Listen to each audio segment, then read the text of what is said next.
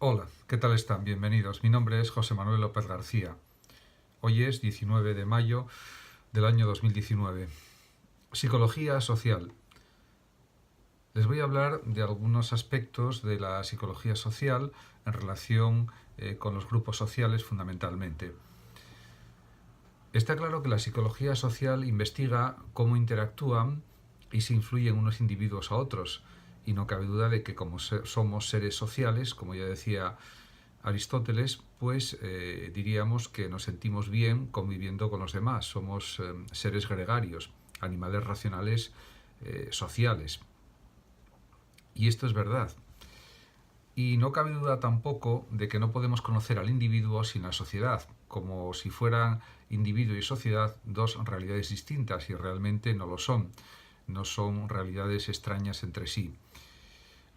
Es evidente también que el análisis de la influencia social permite detectar el conflicto entre posibles presiones sociales y el deseo de una mayor autonomía individual, sin olvidar que existen los derechos individuales de las personas, de los sujetos, que existe la libertad individual y que existen las leyes que protegen precisamente la libertad individual y los derechos individuales. Realmente, la influencia social consiste en un cambio en las creencias, actitudes o conductas de una persona por la presencia o acción de otras personas, de otros sujetos. Indudablemente, la influencia de los medios audiovisuales es realmente enorme. Es enorme porque están presentes, diríamos, para gran cantidad de personas, y el promedio que se ve televisión, por ejemplo, en España es aproximadamente pues de unas 4 o 5 horas diarias aproximadamente. Por lo tanto, la exposición de la gente a lo que dicen en los medios audiovisuales es muy grande, y no solamente pues se refiere a personas adultas, mayores, sino también a jóvenes y a niños. Por otra parte, está también la influencia interpersonal, porque no cabe duda de que un grupo lo forman ya dos personas o más personas. Entonces hay distintos tipos de grupos, desde los grupos de amigos, familiares, sociales, etcétera. En cuanto a otro aspecto de las relaciones grupales es el de la persuasión, y se produce cuando un comunicador intenta influir sobre una determinada audiencia. Esto es algo que se observa, por ejemplo, en el mundo del periodismo, en el mundo de la televisión, de la radio, de las redes sociales también, de YouTube, etcétera. El psicólogo social Serge Moscovici diferencia tres modelos de influencia social. Por una parte está lo que él llama normalización, que es cuando los miembros de un grupo determinado tienen pues una normativa común fundamentalmente e intentan cumplirla. También está, diríamos, el modelo de la conformidad. ¿Y qué es eso del conformismo? Pues se caracteriza por la existencia de una norma dominante y una aceptación incondicional de los miembros que componen el grupo de esa norma incondicional. Y luego también habría otro modelo de influencia social, que es la innovación, que como su propio nombre indica es el proceso de cambio, de transformación, de creación de nuevas normas. Lo que sucede es que estos cambios son producto de la influencia a veces de una persona o bien de un grupo minoritario sobre la mayoría. Y es como un intento de convencer del cambio de actitudes, de conductas, etc. El psicólogo Solomon Asch es uno de los grandes especialistas en psicología que ha investigado el conformismo, por el cual un individuo acepta o se acomoda a la norma o al juicio defendido por la mayoría.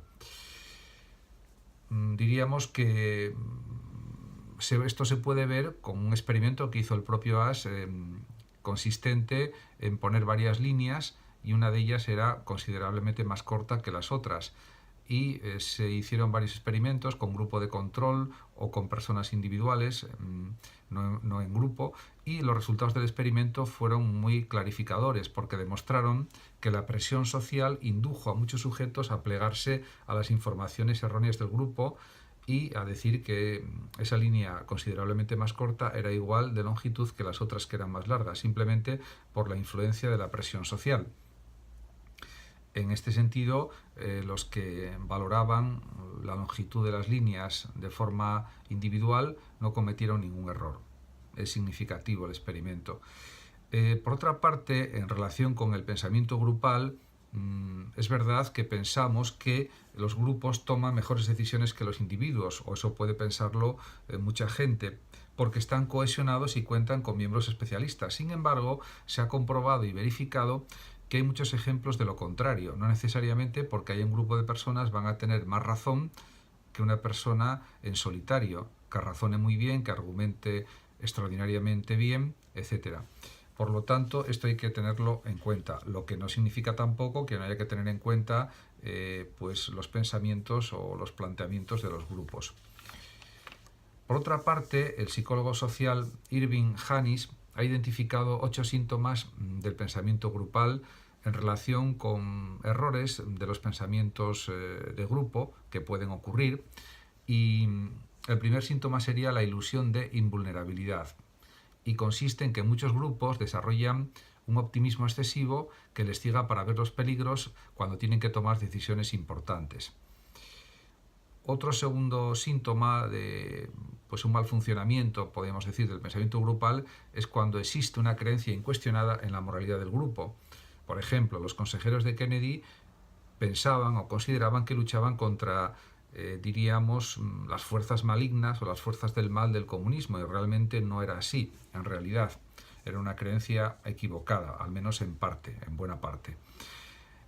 Otro tercer síntoma de un funcionamiento probablemente inadecuado de un pensamiento grupal sería sostener estereotipos comunes, y consiste en que los miembros de un grupo determinado consideren a sus enemigos demasiado débiles o carentes de inteligencia. Otro defecto a veces del pensamiento grupal, que no sucede siempre pero puede suceder, es lo que se llama racionalización colectiva, cuando se usa la mentira si es necesario en la defensa de los intereses de un grupo determinado. También a veces se observa en algunos grupos la presión hacia la conformidad, la autocensura, la ilusión de unanimidad y que algunos grupos funcionan como una especie de guardianes de la mente colectiva, etc. En este sentido, pues se podría decir también que los grupos pueden tener funciones muy positivas también, porque somos seres sociales y los grupos pueden apoyar a las personas y pueden ser un elemento de unión y de cohesión también, por supuesto. Eso nadie lo niega ni lo discute. En relación con los grupos, también es evidente que a lo largo de la vida la gente puede estar con nosotros, puede premiarnos, castigarnos, animarnos, etc. Y eso es algo que sucede en la propia realidad de la vida. Lo que sucede es que la libertad individual, los deseos individuales y los derechos individuales tiene que ser lo que prime en la decisión que tome cada individuo en relación con su propia vida, con sus propios deseos, etc. Pero, por supuesto, teniendo en cuenta a los grupos. Los grupos, por otra parte, también se puede decir que tienen una gran influencia en nuestra identidad personal y social, pero eso no significa que cada persona no pueda desarrollar una vida propia, independiente y autónoma, y que sepa trazar la trayectoria de su propia existencia, contando con los grupos sociales, por supuesto, e interrelacionándose en ellos, pero siempre manteniendo su autonomía personal y su libertad plena en todo lo que haga, en todo lo que piense y en todo lo que diga.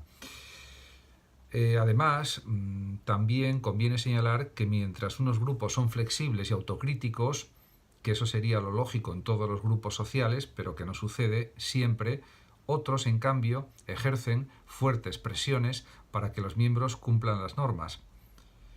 Además, cuando los individuos no obedecen a una conformidad grupal, se les condena y se les tacha de ineficaces, inadaptados o desviados. Y incluso puede llegar en este tipo de grupos, si las presiones del grupo fracasan, a intentar rechazar a esos miembros o a expulsarlos del grupo. Realmente eso no sería una actitud constructiva, ni correcta, ni coherente, porque los grupos sociales tienen que ser, como ya dije anteriormente, flexibles, autocríticos, y así de esa manera aceptarán, diríamos, todos los planteamientos que estén dentro de las leyes, dentro del ordenamiento jurídico, y respetarán los derechos individuales de todos. Y por tanto, se puede tener una vida individual y grupal perfectamente coherente, armónica, satisfactoria y, por supuesto, feliz. Realmente, como se puede ver, el ámbito de la psicología social es muy amplio, porque se ocupa de numerosísimas cuestiones que afectan a los individuos y que afectan a la propia sociedad, como es lógico. Muchísimas gracias por su atención y hasta mi próximo vídeo. Saludos a los oyentes de Radio Sofando de México y a todos los demás que me están viendo y escuchando. Muchísimas gracias también. Si lo deseas, puedes compartir este vídeo, darle me gusta o suscribirte a mi canal. Hasta siempre. Gracias.